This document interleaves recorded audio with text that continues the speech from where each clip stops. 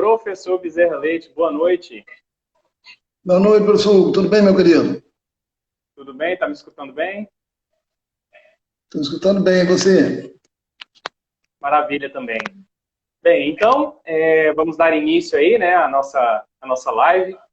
Já de início, agradecer imensamente o aceite do convite do professor Bezerra Leite, que é uma sumidade aí no direito do trabalho e me deu esse privilégio aqui de poder ter esse bate-papo aqui com ele hoje.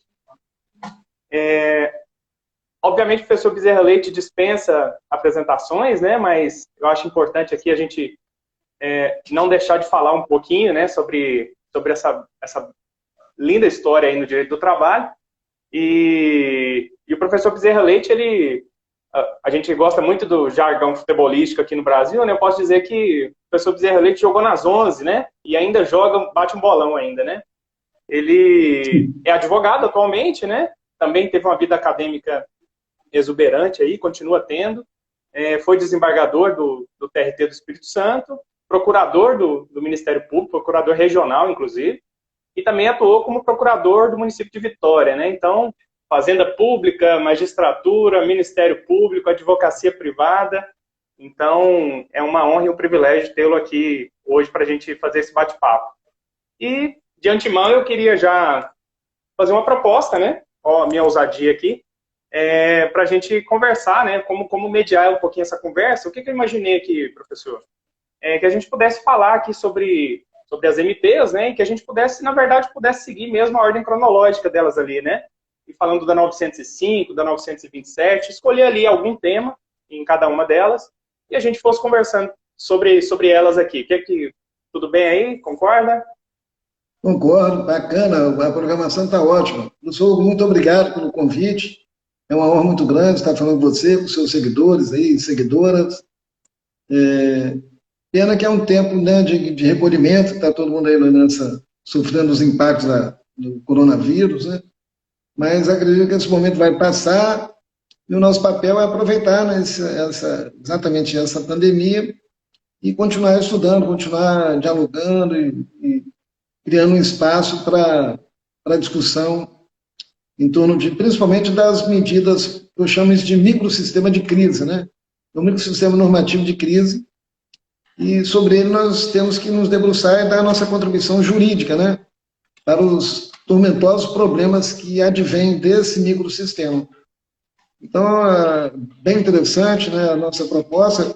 Acho que o direito do trabalho está muito vivo ainda, ao contrário do que se pensava, que ele não vai ser extinto, pelo contrário, ele está mostrando como ele é importante para a própria sobrevivência do capitalismo, né? O capital não vive sem o trabalho, mas o trabalho ele pode sofrer modificações, é o que está acontecendo. Nós agora estamos conversando num teletrabalho, nós estamos num sistema, né, que a medida provisória tratou, mas a gente está fazendo isso de como maneira mais até para facilitar a nossa intercomunicação. Mas há determinadas atividades que não é possível, né, fazer isso. Mas, de qualquer maneira, é sempre um prazer conversar com você a respeito disso, seus seguidores, e pode contar comigo sempre, viu, professor? Tá bom, eu agradeço imensamente. Tá ok. Até aproveito já para deixar claro aí, eu vou deixar os comentários abertos, né? E também para que as pessoas possam fazer suas perguntas. Mas, obviamente, se a gente tiver algum problema de conexão, até agora eu acho que está legal, eu vou desativar os comentários, mas, por enquanto, vamos deixando eles aí para a gente ir conversando. E sobre essa questão desse microsistema de crise, eu acho que tem uma questão aí que é fundamental também, é que, no final das contas, muitas pessoas, na verdade, estão envolvidas, né? O trabalho como um todo está envolvido. Eu tenho contato frequente aí com o pessoal de departamento pessoal também e tá um desespero, né? Um barata voa danado, porque a cada momento sai uma nova MP e ninguém sabe como que isso funciona. Você tem situações que, às vezes, até nós aqui que ficamos teorizando, né? A gente pensa, faz um raciocínio e o camarada chega lá na ponta e não consegue concretizar. O empregador web não avança, ele não deixa interromper uma suspensão, então ainda tem muitas questões para serem resolvidas, inclusive a proposta aqui, obviamente, é de fazer discussões, né, sobre essas questões que estão postas aí, a respeito dessas medidas provisórias, mas que também nós sabemos que elas vão bater lá no judiciário daqui a pouco tempo e não existe resposta 100% segura agora, na verdade, há as conjecturas, né, de acordo com a experiência, e nesse ponto, falando em experiência, obviamente, as suas opiniões aqui vão ser muito proveitosas. E, partindo disso, eu até pedi para o pessoal me mandar algumas dúvidas, alguns questionamentos, e eu fui separando algumas coisas aqui para a gente poder ir conversando sobre isso. E a primeira das dúvidas que apareceu, na verdade, é sobre a primeira das MPs, né, que, na verdade, nem foi editada nesse microsistema de crise, mas que teve uma decisão recente do Supremo, que foi... aliás, perdão, na realidade teve uma revogação, né, agora recente, que foi a CMP 905, e chegou no meio dessa crise toda e trouxe mais uma novidade, né, ou seja, discutiu os efeitos de uma medida provisória que foi revogada e que tinha efeitos permanentes, né. Então aí eu já parto desse primeiro questionamento para ouvir a sua opinião aí, professor Bezerra Leite. Justamente sobre o seguinte, o que você entende a respeito dos efeitos, né, dessa MP 905, no caso dos contratos que já tinham sido firmados, aquele famoso contrato de trabalho verde e amarelo? Então, esse é um tema, professor, de direito intertemporal, né? É um tema de direito intertemporal que assume um aspecto muito prático, né, a respeito da possibilidade de se analisar os efeitos, né, da medida provisória enquanto ela esteve vigente, né? Há discussões importantes sobre como ficam, né, os contratos que foram celebrados, né, antes do advento dessa medida provisória. E aqueles que foram celebrados durante a medida provisória e os que foram celebrados depois da medida provisória. Então, nós temos que analisar os efeitos para poder dar uma contribuição efetiva do ponto de vista jurídico a respeito dessas situações. Bom, para começar, é um tema de direito constitucional também, né? O artigo 62 da Constituição, estou aqui garimpando ele, para deixar bem claro assim, para os nossos seguidores aqui, que a medida provisória, né, elas têm a eficácia desde a sua edição, se ela não for convertida em lei pelo Congresso Nacional. E perder a eficácia desde a sua edição traz algumas questões importantes, porque, a rigor, esse parágrafo 3º do artigo 62 da Constituição, ele deve ser interpretado também à luz dos seus outros parágrafos. Isso quer dizer o seguinte, caberia ao Congresso Nacional editar um decreto legislativo, um ato normativo, para regular os efeitos produzidos durante a vigência. E aparentemente, assim, se o Congresso... Porque uma coisa é o seguinte, quando o próprio presidente da República revoga a medida provisória, ou quando ela perde a eficácia em razão do decurso do prazo ela não ter sido apreciada pelo Congresso Nacional. Essa é a discussão. Inclusive, isso vai desaguar em outros problemas. Será que ele pode reeditar a medida provisória com esse mesmo conteúdo? Né?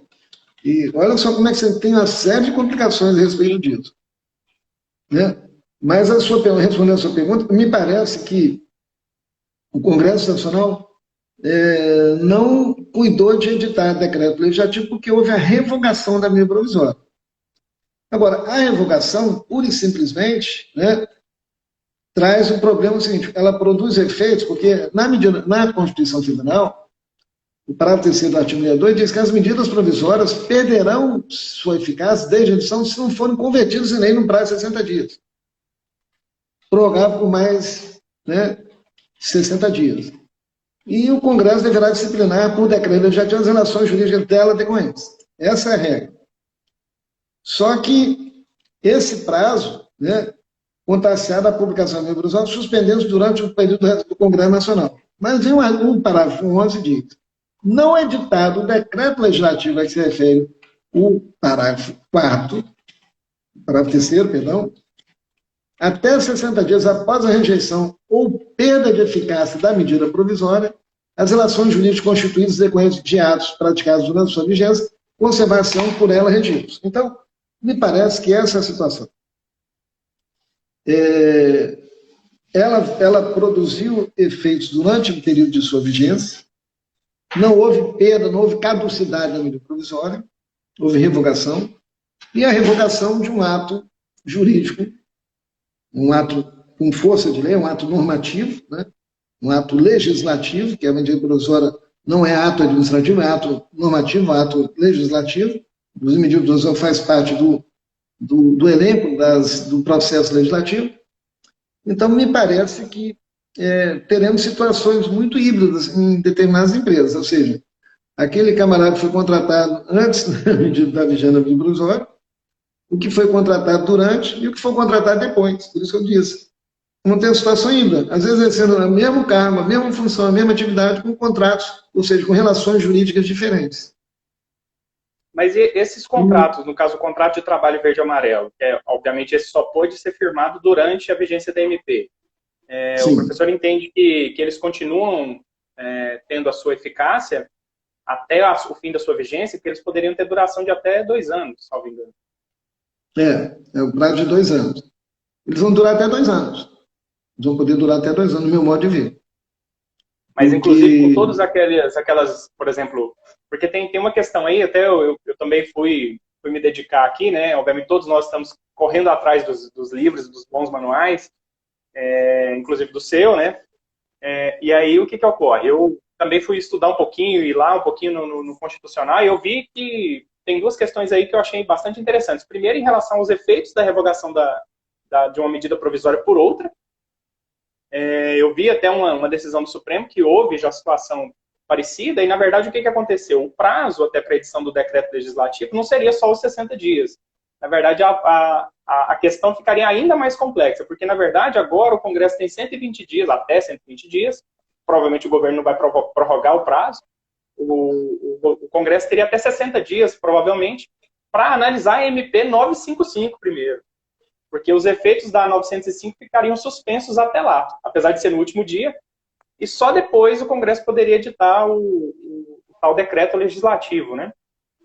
E sobre os efeitos aí, eu fui, na verdade, o que mais me deixou incomodado, eu até pessoalmente defendo que os contratos também vão continuar mantendo seus efeitos. Agora, uma coisa que me preocupou foi em relação àquela isenção das contribuições previdenciárias, porque aí nós já estamos caminhando por uma questão de direito tributário. Então, quer dizer, uma isenção tributária concedida por meio de medida provisória e caduca, né, ou que foi revogada, eu acho que até nós vamos ter uma situação muito curiosa, que vai ser qual vai ser o posicionamento do próprio governo em relação à cobrança dessas contribuições previdenciárias, ou seja, se vai continuar sendo admitida uma isenção por um instrumento normativo que sumiu, porque, na verdade, isso não está dentro do contrato de trabalho, né? Isso não é uma obrigação que está pactuada dentro do contrato de trabalho. E isso, na verdade, vai gerar uma controvérsia, uma celeuma muito grande. Eu até vi uns pareceres, pesquisei, né, um parecer da Procuradoria da Fazenda Nacional, numa outra situação, em que eles mantiveram os efeitos mesmo da MP, mesmo para relações duradouras, para depois da medida provisória.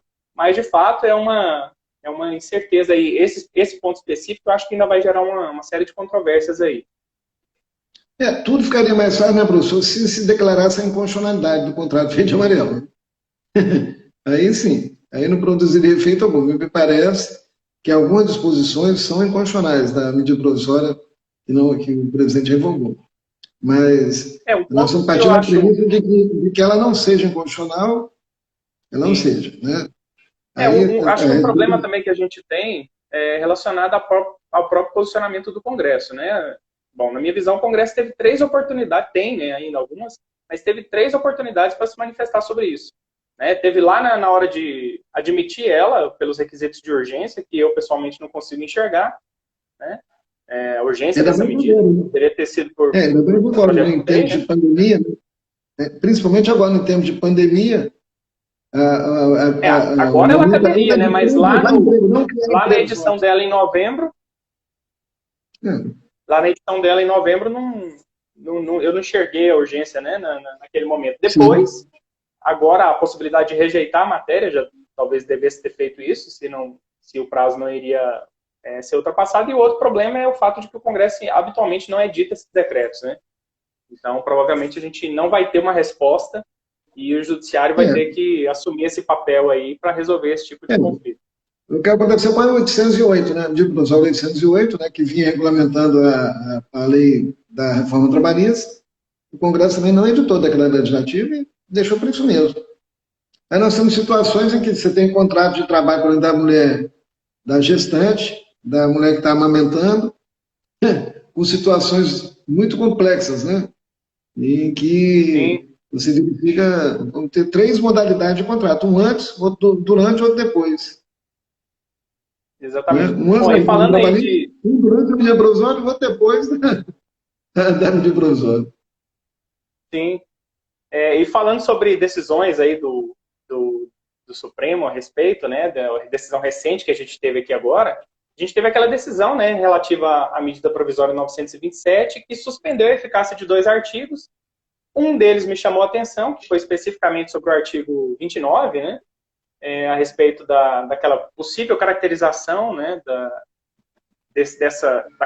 do fato de contrair a doença, né, o coronavírus, como sendo doença ocupacional.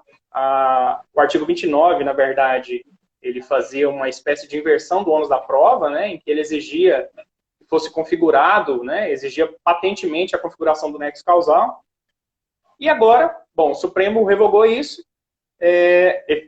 suspendeu a eficácia, na verdade, e eu vi aí muitas discussões o pessoal dizendo posições diametralmente opostas, né? Uns defendendo que a decisão foi de fato muito positiva e outros dizendo que nada mudou.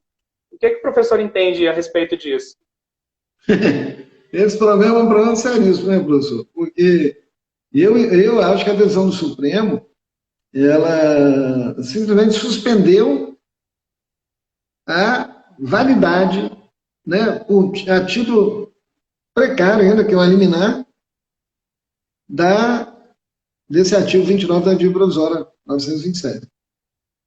Me parece que a situação concreta será a seguinte: o, o, o trabalhador, né, que teve o seu contrato nessa circunstância, vamos dizer assim, Ele que a contraiu a atividade doença, dele, né? se a atividade dele era de risco, se é um enfermeiro, por exemplo, dentro do hospital, acho que é bem tranquilo aí, né? O nexo causal era muito fácil de você comprovar, etc e tal. Mas o Supremo simplesmente falou assim, É a ó, responsabilidade objetiva também, Covid-19, né? não, Covid-19, está todo mundo pensando, Covid-19 é doença ocupacional, é doença do trabalho, o Supremo não falou isso. O Supremo Exatamente. suspendeu a diligência que, na verdade, é até discutível, professor, porque se a ideia da medida provisória era estabelecer regras de ônus da prova, esse dispositivo seria inconstitucional, porque não pode medida provisória dispor sobre Exatamente. norma de processo. Perfeito. Esse seria o primeiro problema. Mas o Supremo não enfrentou por esse enfoque, porque o nosso, infelizmente, o nosso Supremo carece de processualistas. Tirando o ministro Luiz Fux, que é um processualista reconhecido, Tá. mas os outros ministros não são afetos muito ao processo. Por isso surgem esses problemas sérios, né? Para identificar a natureza jurídica daquela norma.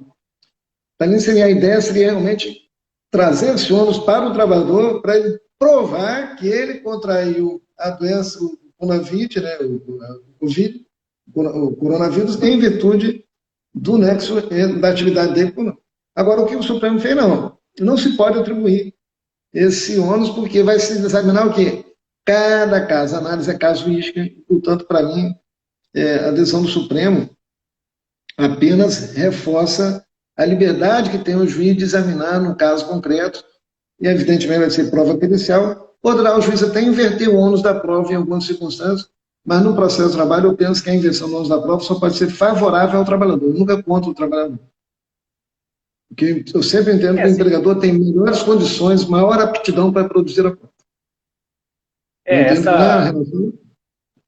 esse artigo, ele, bom, não só esse artigo, né, mas todas as medidas provisórias, as portarias que têm sido editadas, obviamente a gente tem que dar um certo perdão por conta da situação de emergência, né, essa situação de crise, obviamente você tem que editar atos normativos com uma celeridade muito grande, mas o que teve também de coisa sem sentido, né, essa medida mesmo que a gente está discutindo aqui sobre o artigo 29. Eu vejo o problema sobre o fato de, né, você ter uma medida provisória tentando de alguma forma, discutir sobre matéria processual. Não houve nenhum tipo de repercussão na Lei 8.213, ou seja, ela não alterou a Lei 8.213 para discutir sobre a questão previdenciária relativa a isso, não alterou o Código Civil também para discutir a própria responsabilidade civil nesse tipo de situação. Lógico que, do ponto de vista de responsabilidade civil, felizmente a gente já teve aquela decisão recente, o tema 932 do Supremo, né, que estabeleceu a responsabilidade objetiva, naquelas situações Sim. em que o risco for superior, né, superior ao esperado. Me parece que aí vai encaixar perfeitamente nisso que o professor colocou aí, nessa situação dos profissionais de saúde. Né? Então, ali você não teria nem exigência de comprovação de culpa, né, o dolo ali para configurar a responsabilidade. Agora, nas outras categorias, aí é exatamente isso, né? A não ser que haja uma evidência de que o empregador, e aí também vai passar por toda essa questão, verificar se o empregador tomou todas as cautelas, né? Hoje mesmo eu recebi uma dúvida, justamente desse pessoal de departamento pessoal, né?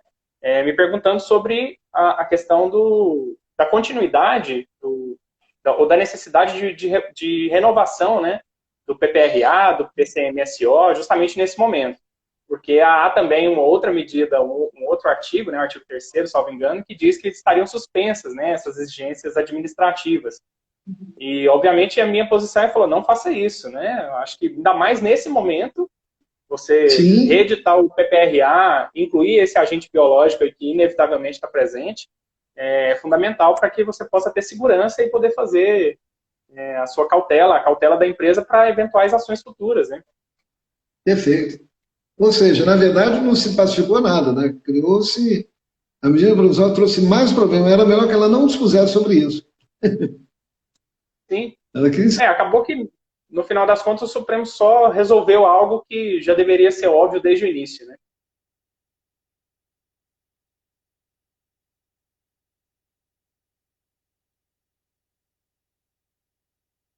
Então, professor Bezerra Leite aqui, não sei se teve algum problema de conexão, se ele está me vendo.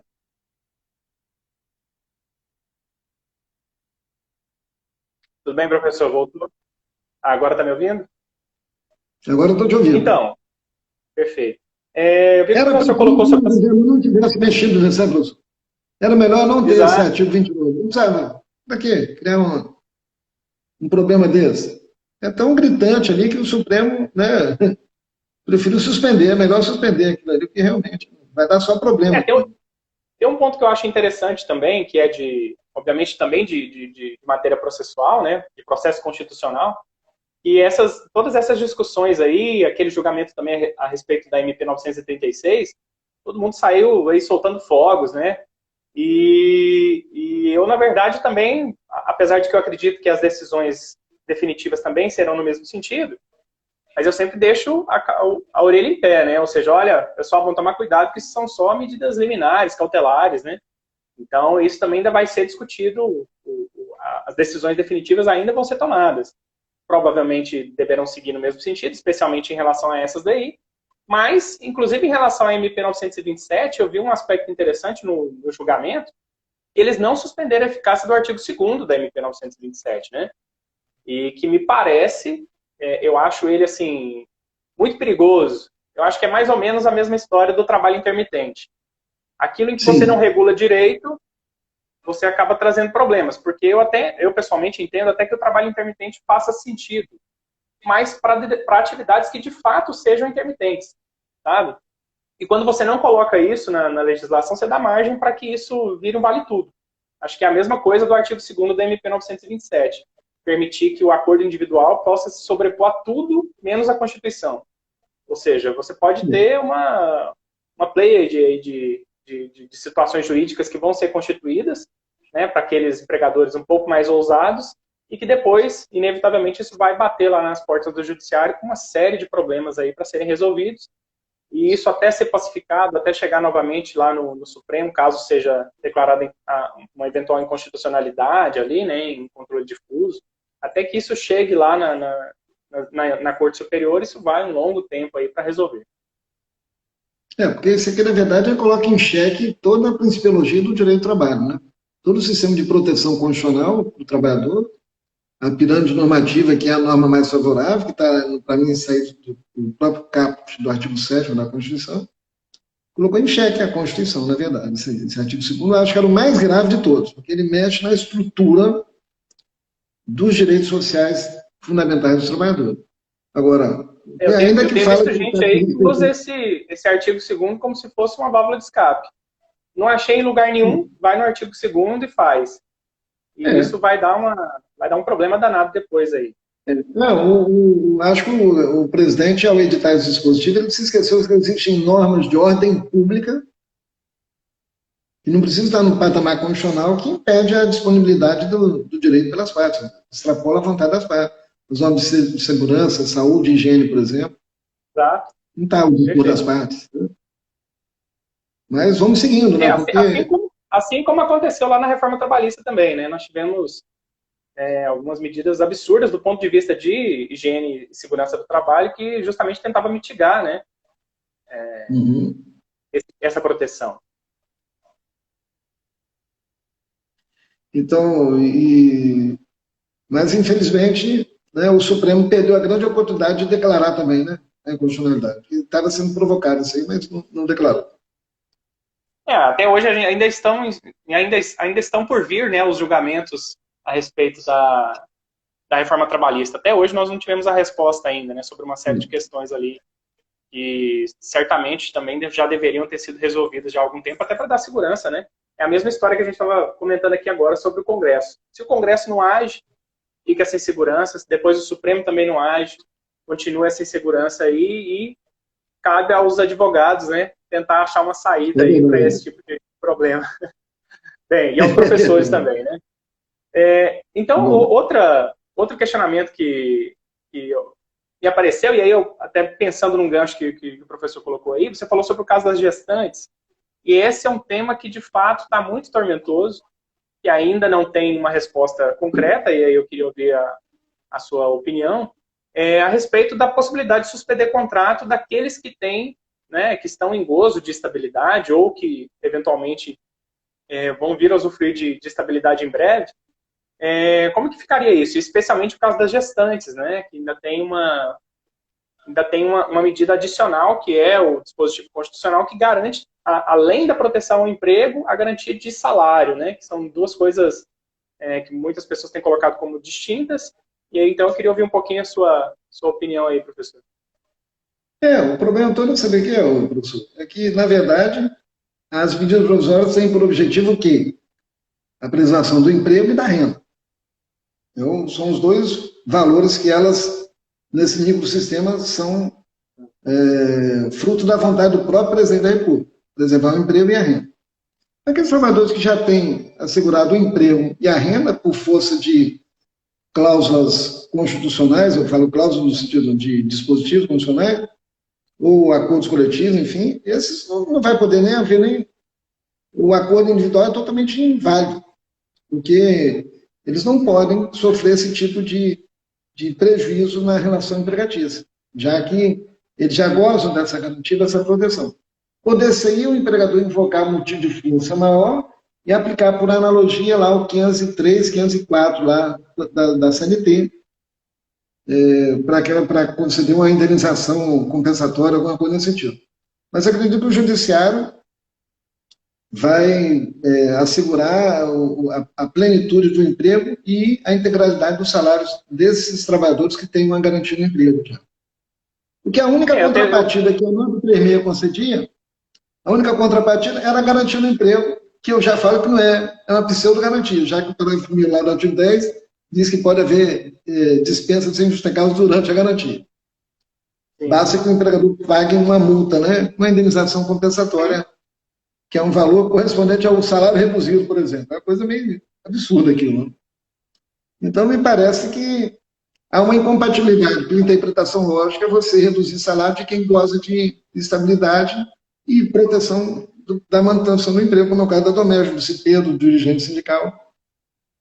Eu fui pensar um pouco sobre esse assunto aí e eu fui tentar separar um pouco ali os tipos de estabilidades provisórias. Por exemplo, você tem o caso da gestante, em que, na verdade, ela tem a estabilidade por conta de uma condição pessoal dela. Acho que é mais ou menos a mesma situação do acidentado, né?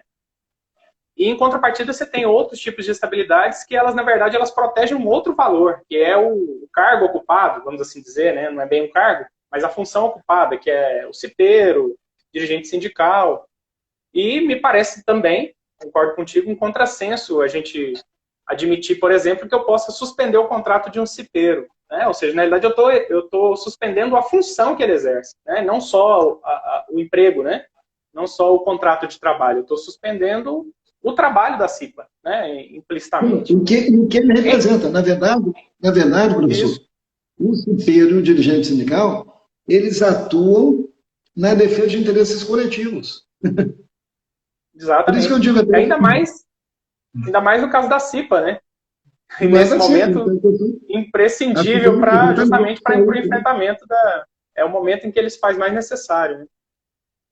E também o dirigente sindical, né? Porque, infelizmente, em algumas situações, os sindicatos deixaram a desejar, mas, em grande parte, eles foram muito importantes aí nesse momento também, né? Muitos sindicatos saíram na frente, conseguiram fazer acordos coletivos nesse momento, né? Os sindicatos mais organizados, mas, de fato, ficaria incompatível. Eu até penso que no caso eu até cheguei a conjecturar, né, que no caso da gestante, talvez fosse possível fazer a suspensão, desde que o empregador garantisse a mesma renda, né, o mesmo salário. E fosse por aquela ajuda compensatória mensal, ele pode fazer isso, né? Então ele garantiria o salário no mesmo valor, ele teria uma redução de custos, garantiria a manutenção do emprego, mas aí surgiu um outro probleminha que eu fui pensar, foi nos reflexos previdenciários disso, né? Porque se essa empregada, obviamente, se ela ainda estivesse no início, né, da gestação, eu acho que não haveria grandes problemas nessa solução que eu pensei, mas se ela eventualmente viesse a dar à luz ali, tivesse o parto, durante o período de suspensão, ela teria complicações do ponto de vista previdenciário, porque ela só poderia contribuir como facultativa, e aí até a remuneração, né, do salário maternidade seria distinto, teria que pedir diretamente ao INSS. Então, de fato, é uma situação bastante arriscada, especialmente para essas empregadas que estão próximos do fim da gestação ali. E segundo a jurisprudência, essa garantia não é destinada só à empregada, é também ao nascituro, né? À futura criança, né? Então já está prejudicando também terceiros, né? Que eu acho que cabe ao Estado e à sociedade tutelar, né? Zelar pela aquela doutrina da proteção integral, né? Da criança, porque vai ser a criança depois que a redução da renda da mãe ou da sua condição de segurado obrigatório da Previdência vai repercutir diretamente nos benefícios que essa pessoa poderia ter, os benefícios previdenciários, inclusive, né? Os auxílios. Será? Então é muito complexo isso aqui, você admitir redução do salário ou suspensão do contrato de trabalhadores em gozo de garantia provisória no emprego. Por conta disso, a garantia não é destinada a eles, a não ser do empregado acidentado. Mas todas as outras garantias são terceiros. No caso da gestante, é o nascituro. No caso do dirigente sindical do superior, é a categoria ou os próprios trabalhadores. Quer dizer, então, a situação é mais complexa do que se pode imaginar. Eu acho que o empregador poderia até suspender o contrato, mas não seria suspensão, seria interrupção do contrato. Deixar ele em casa para evitar a contaminação, por conta da preservação da saúde, mas pagando integralmente. A gente tem um outro problema. Para isso que a medida provisória. Para isso é que tem aquela outra medida provisória, para manter o pagamento da folha. Aquele juros de pai para filho lá, da linha de crédito, para isso. Exato. Né? Até o professor botou aí um tema aí na mesa bastante interessante, que também tem conexão com uma pergunta que o Dr. Marcelo acabou de fazer aqui, né? Disse o seguinte: olha, já ouvi tese de que o aposentado também poderia firmar acordo nos termos da MP. Mesmo com a vedação, né? Qual que é a opinião de vocês? Eu acho que esse tema aí também é outro tema que está bastante curioso, porque e até tem uma questão social, né, por trás disso, que na verdade eu acho que infelizmente os idosos eles estão sendo penalizados duas vezes, né? Primeiro porque eles são um grupo de risco e em segundo lugar porque eu entendo que essas medidas, como elas estão sendo postas, elas podem na verdade acabar por gerar mais discriminação ainda para o trabalho dessas pessoas, né? E aí, no bojo disso, né, a gente teve a edição da portaria 10.486, que vedou, né, por meio de portaria, a concessão, né? Na verdade, ela não só vedou a concessão do benefício, como também vedou a celebração dos acordos individuais. Então, deixa aí com o professor, qual que é a sua opinião a respeito disso aí, professor Bezerra Leite? A portaria, né, eu acho que o secretário lá do Ministério da Economia, eu acho que ele está pensando que ele é o presidente da República. Ele pode a portaria tem cara de medida provisória, né? É uma outra medida provisória com uma travestida de portaria, né? Mudou até o nome do benefício na portaria, citou artigo que não existe mais. Exatamente, quer dizer, daqui a pouco o secretário falou, eu assinei, mas não li, né? Daqui a pouco ele mesmo vai revogar, porque ó, faltou ler aquele negócio. Só falta ter um Twitter, né? Passou pela equipe de marketing e falaram assim, ó, benefício emergencial de preservação do emprego e a renda não é muito bom, não. Vamos colocar uma sigla aí que dá pra gente colocar, chamar ele de bem, né? Que acho que foi a ideia deles lá. É aquela música da Como se estivesse fazendo a ideia de que tá fazendo um bem danado, né? Mas aquela música da Gal Costa, tá essa música, meu bem, meu mal. Na verdade, é o mal, né? Você tem que receber isso, você imaginou, rapaz? Mas me parece, professor, que nesse caso aí, dos aposentados, há uma série de questões importantes. Em primeiro lugar, eu diria assim, que superado o crivo da constitucionalidade formal, porque eu acho que não poderia, portaria legislar, né? Tem um aspecto da inconstitucionalidade formal, que ela extrapola o âmbito da medida provisória, que tem força de lei, a portaria não tem força de lei, é um ato administrativo, né? Ela só deveria regulamentar, não legislar, não criar situação jurídica nova, não extinguir, não modificar a situação jurídica não prevista na lei, né? Então, excluiu o aposentado quando a medida provisória não fez nenhuma exclusão. Então, a primeira discussão é essa. Ultrapassada essa questão, eu diria que, na verdade, a situação do aposentado é a seguinte, simples assim, quem é aposentado não pode ter o contrato suspenso, nem ter redução do seu salário. O empregado aposentado, a situação do empregado aposentado. Ele é empregado e se aposentou, ele continuou trabalhando, né, por conta da permissibilidade que havia e até hoje tem essa situação. Então, esse empregado, que é também aposentado, me parece que, no mérito da medida provisória, ultrapassando a questão da constitucionalidade, eu acho que é razoável que ele não receba o bem. Por quê? Ele já tem uma renda. Se ele já tem uma renda, eu acho que é o princípio da solidariedade, que eu sempre tenho que falar, que tem que ser emitido todos os princípios reunidos. Porque princípio não revoga princípio, princípio convive com princípio.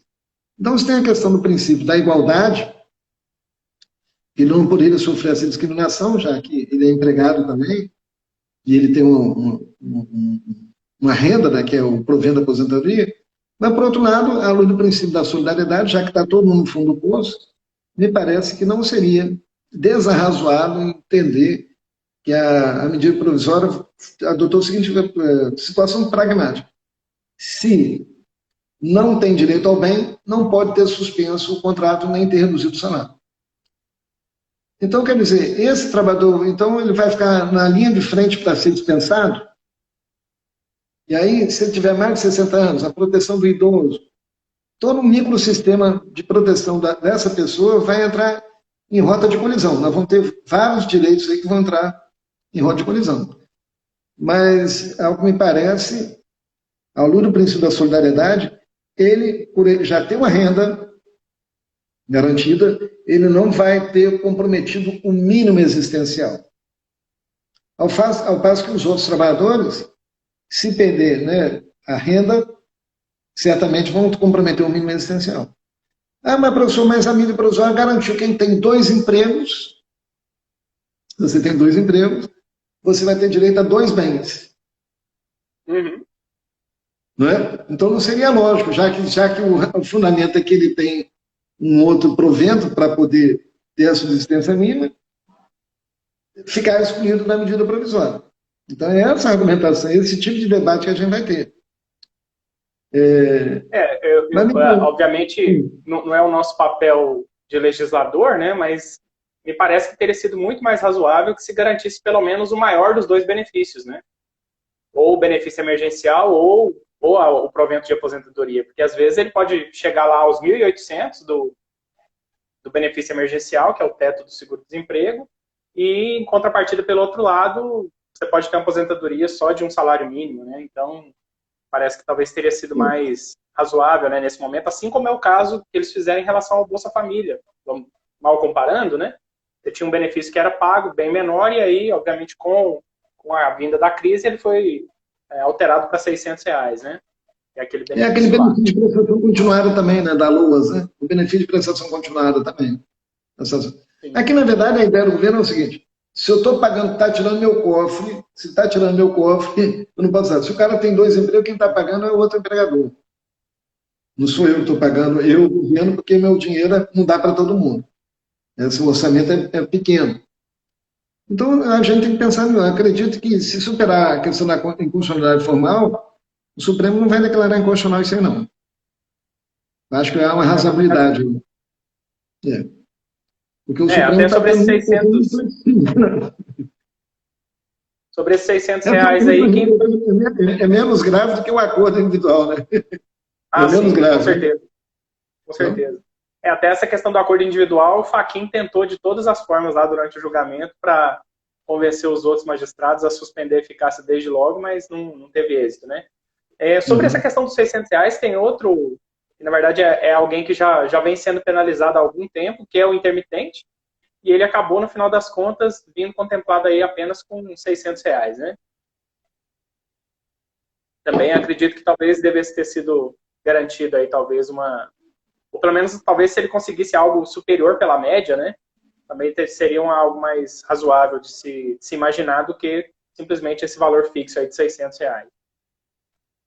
Também isso me parece que é uma discriminação contra o trabalhador intermitente, né? Mas acho que a gente está cheio dessas situações em que sofrem 2 vezes, né? O intermitente já sofre enquanto trabalha e quando tem o contrato suspenso sofre também, né? Ou quando não tem trabalho também sofre. E outra coisa, né? E o próprio intermitente, ele pode receber até menos que o salário mínimo e ele vai ter que complementar com a própria renda dele para poder ter o direito depois à aposentadoria. É uma situação dramática, né? Do trabalhador intermitente. Em Portugal, por exemplo, o trabalhador intermitente, pelo menos, ele tem direito de ser contratado durante determinado período. E não todas as atividades comportam o trabalho intermitente. Portugal já tomou cuidado com relação a isso, porque você pode estar desenvolvendo a indigência social lá na frente. Esse camarada vai ficar um páreo na sociedade, porque ele não vai ter nenhum sistema de previdência, não vai ter nada, ele vai ficar solto. Isso não é bom, né? Exato. Você imagina. Exatamente. Outro ponto que teve aí também que me chamou a atenção em relação a essa MP 936 foi, e na verdade sobre a portaria, foi sobre essa situação tanto dos comissionistas, né, quanto dos trabalhadores sem controle de jornada. E ele veio colocar uma disposição que, na realidade, é um arranjo ali, né, para tentar fazer a coisa dar certo, que é algo que todo mundo, de fato, tinha dúvidas, né, ou seja, um trabalhador que não tem controle de jornada, eu posso reduzir a jornada? É algo meio sem sentido. E eles tentaram amarrar isso dentro de uma ideia de que eu tenho que garantir que a exigência de produtividade seja a mesma, né? Mas isso, na verdade, acabou gerando um paradoxo, né? Porque e se o trabalhador conseguir produzir mais, né? Que é, por exemplo, o caso do comissionista. Obviamente, você não... Via de regra, ele vai produzir menos nesse momento. Né? Mas vamos supor que seja uma fábrica um vendedor de máscaras descartáveis, né? De equipamentos médicos, que vai ter... Não, é só imaginar que ele foi passar para o teletrabalho, por exemplo. No teletrabalho ele conseguiu atingir um público muito maior para vendas. Sim, e pois é. E aí a própria portaria veda o recebimento do benefício se a exigência de produtividade for maior. O que o professor pensa a respeito? Primeiro que a portaria legislou, né? Isso aí. Ela criou uma situação inusitada. Em segundo lugar, porque a gente sabe que os comissionistas no Brasil, tem comissionista puro, comissionista misto, vários comissionistas, mas a ideia foi evitar que você reduzir o salário, o cara continuar trabalhando com a mesma jornada e se expondo mais ainda ao contágio, etc. e tal, né? E o empregador, na verdade, transferir o risco da atividade econômica para o trabalhador e ganhar mais lucro à custa da redução do salário, etc. Mas esse comissionista, o problema todo no Brasil, a gente tem um grave problema, que é o comissionista misto, ele tem uma parte fixada no contrato, na carteira, fixo, e a comissão não aparece. A comissão é paga por fora. Então, essa é a situação mais dramática ainda, né? Me parece que a portaria quis reconhecer essa situação fática, né? Mas que a fiscalização tem uma dificuldade danada para controlar isso aí. Já que é impossível. A gente tem muitas situações que na prática acaba acontecendo muito pagamento por fora mesmo, né? Nessas comissões. Sim. Tem muita demanda ajuizada com esse tipo de pedido, justamente porque é muito difícil, né? Fazer um controle seguro a respeito disso, né? Ou seja, qual é o percentual de vendas, porque isso inevitavelmente vai interferir lá no próprio faturamento ali, né? Do empregador. Então essas informações não são muito acessíveis. O empregador também não gosta muito da transparência nisso, algumas vezes. E aí a gente tem esses abusos, né? A gente teve, por conta da crise, uma série de situações muito, muito parecidas, né? Ou seja, redução de percentual de comissões, né? Sim. É algo também inadmissível. Porque a medida provisória, ela tem que ter, como é uma medida excepcional, tem que ser interpretada restritivamente, né? A redução do salário tem que ser proporcional à redução da duração do trabalho, da jornada, mantendo, inclusive, a base do salário hora, né? A ideia foi fazer esse tipo de comparação, né? De compensação, na verdade. Mas isso aí vai dar pano. Por isso que eu falo, a medida provisória, ao invés de trazer segurança jurídica, ela trouxe uma insegurança jurídica tão grande que isso vai desaguar tudo na Justiça do Trabalho depois, quando acabar. Porque enquanto o camarada está com o contrato suspenso, enquanto houver suspensão do contrato, está tudo bem. Agora, depois, se o cara for dispensado, vai tudo para a Justiça do Trabalho. Com certeza. O caso do comissionista, eu acho que é gritante, porque, na verdade, ele é talvez o trabalhador que mais vai sofrer nesse momento, porque né, você tem esse tipo de situação, ele vai ter uma queda abrupta na renda dele.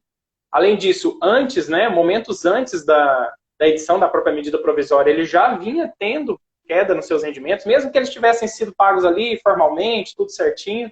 Ele também teve uma redução salarial, e quando você for pegar lá os 3 meses para fazer a redução salarial e calcular lá o benefício, ele vai ser penalizado novamente.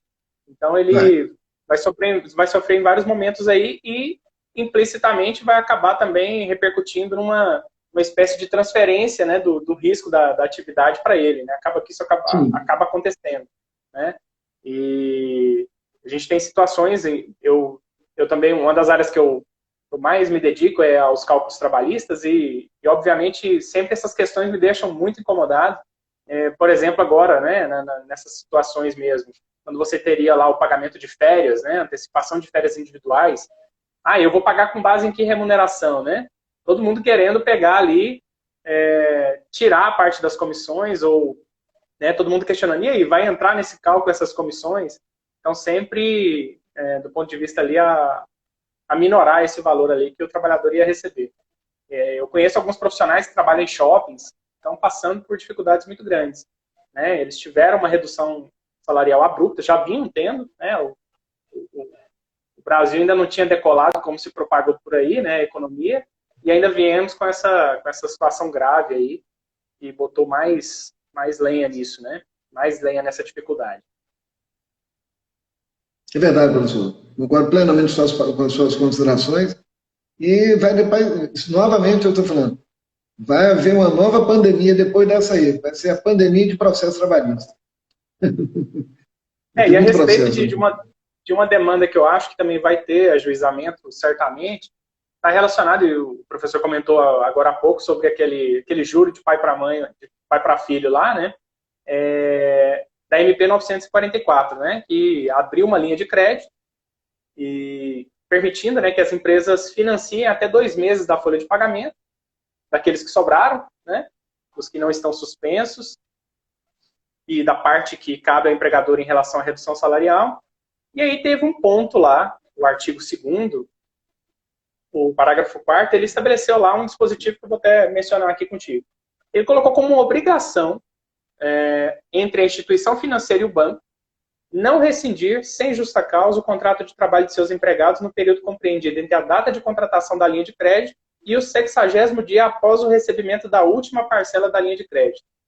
E aí gerou aquela dúvida. Isso é uma nova forma de estabilidade provisória ou não? O que o professor entende?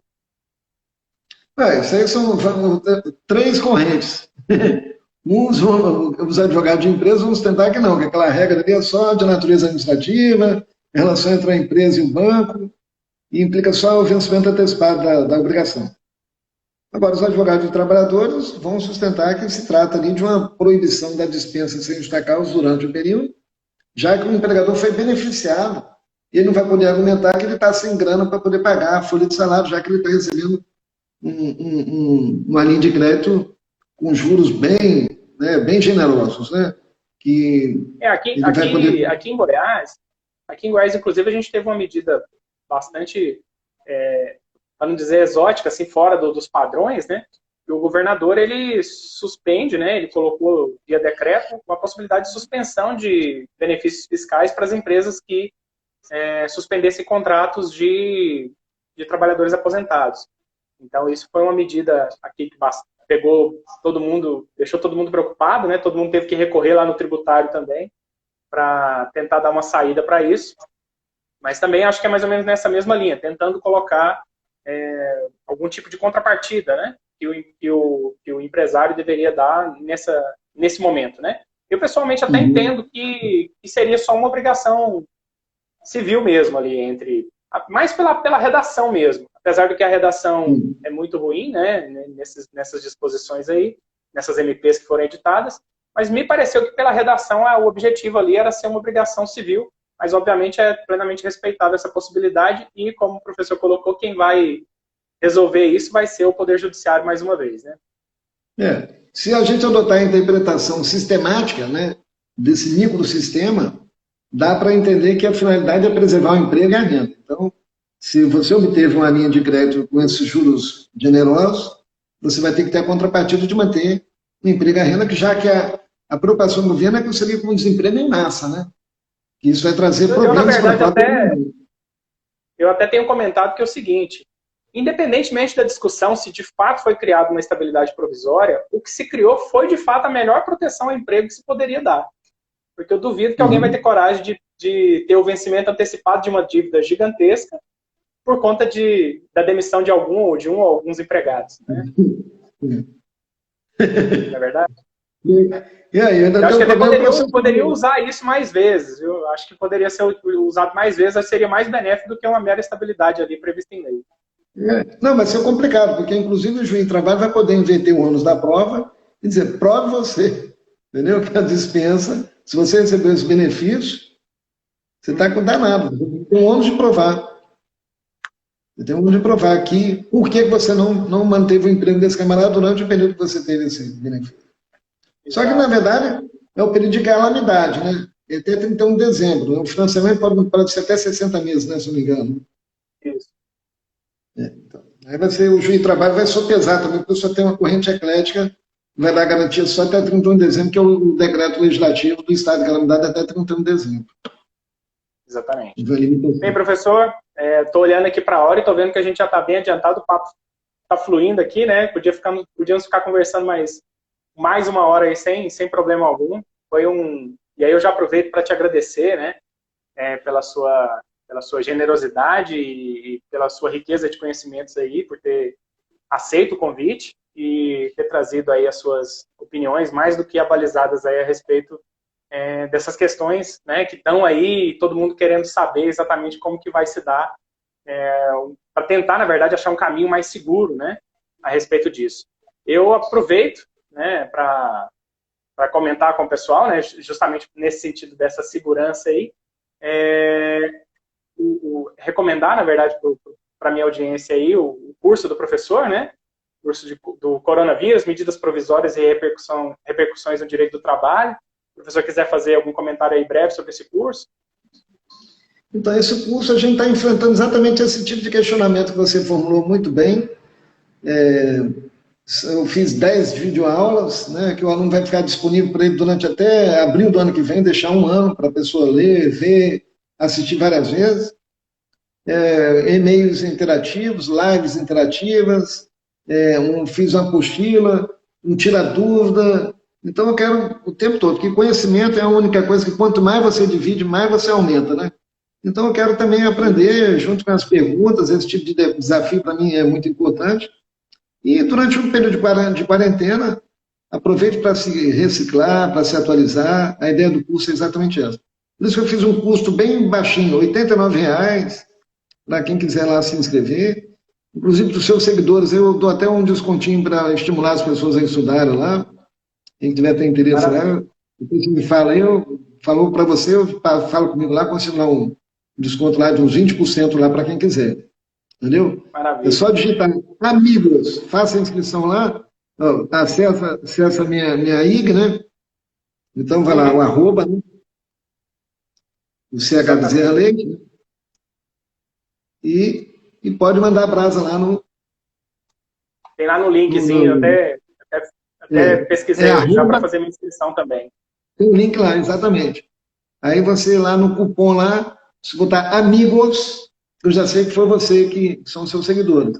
Aí vai descontar ainda mais 20% lá para poder estimular as pessoas a continuarem estudando e trazerem boas demandas aí para a justiça, ou para dar boa assessoria ao sindicato, aos trabalhadores e às empresas também. E o curso é para todo mundo, né? Então tem advogado de empresa, advogado de sindicato, advogado, tem juízes fazendo curso, tem procuradores, enfim. Está bem interessante por conta dessa forma leve da gente aproveitar esse tempo que está em casa e estudar um pouquinho, atualizar e entender esse sistema todo, que isso vai trazer muitas demandas, muitas questões. E eu sei também que você está lançando um curso também, né, que é um curso importante, né, de cálculos, etc., que você gosta exatamente. Muito disso. Eu até vou dar um spoiler aqui, já tá tudo praticamente pronto. Na próxima semana eu vou fazer o lançamento do meu curso de PJ Cálculo, e ele tem uma visão bem diferenciada do que se encontra por aí, na verdade. A ideia é discutir não só ali mero procedimento matemático, mas discutir de fato as situações concretas, né? São postas ali, como fazer isso, como fazer os cálculos nesse tipo de situação. Eu vou até deixar como eu disse, vou deixar um spoiler aqui, que na verdade, como a gente está discutindo sobre MPs, esse curso vai ter um módulo específico sobre como fazer a implementação dentro do sistema PJ Calc de várias dessas medidas aí, né, dessas situações jurídicas que a MP 936 nos colocou.